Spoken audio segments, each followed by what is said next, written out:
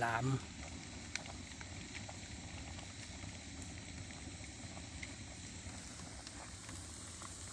ปลาไม้บรรยากาศสุดยอดเล่ขึ้นเล่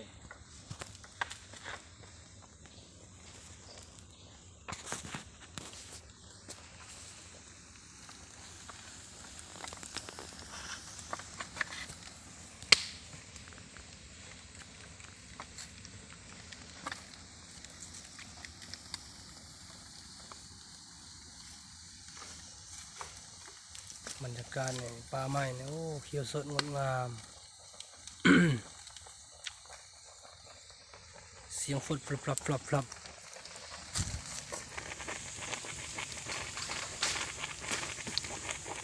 หลาม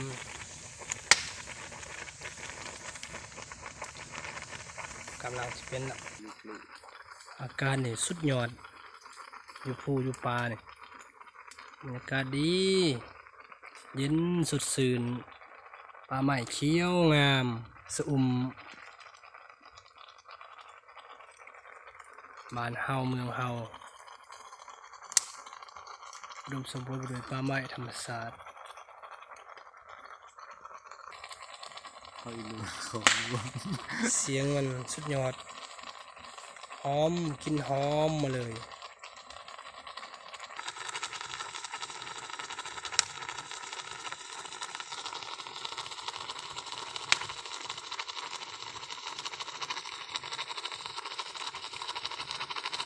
เสียงฟุดฟุดฟุดฟุดฟุดฟุดฟุดฟุดฟุดฟุดฟุดฟุด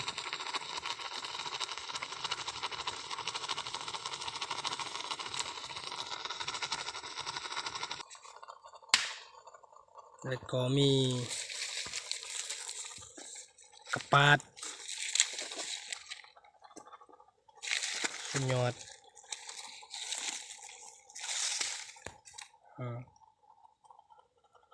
ปาดเนี่ยปาดไม้ปาดปลาเนี่ยมันสุดยามนี้แซ่บอาหารธรรมชาติบ้านเฮาปลอดสารพิษเสียงนกห้องกึกกึกกึก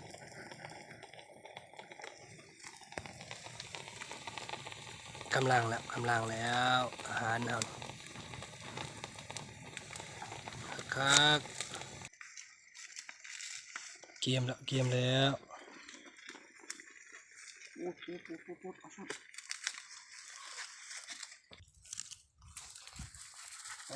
สุดยอดโอนอาหารแม่สุดอยู่ปลาพี่น้อง ตัวนั้นออกกัด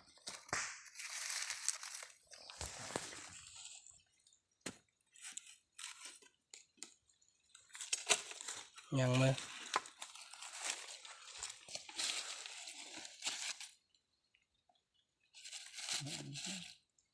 นี่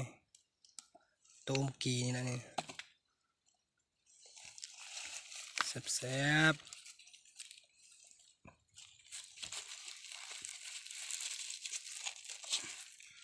มันเป็นหมอใหม่เนาะ เดี๋ยวออก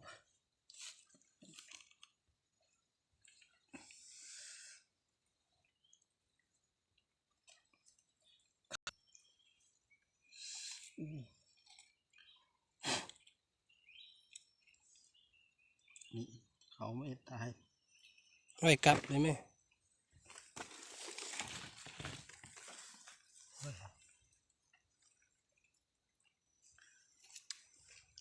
กลับ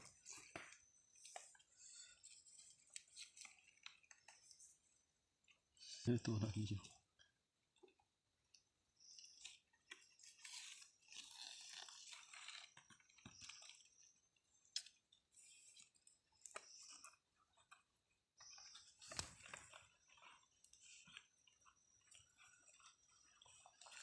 เอามาพี่น้องกินข้าวปลา เป็นตัวแม่เซินเด้อแสบๆเด้อพี่น้องเด้อ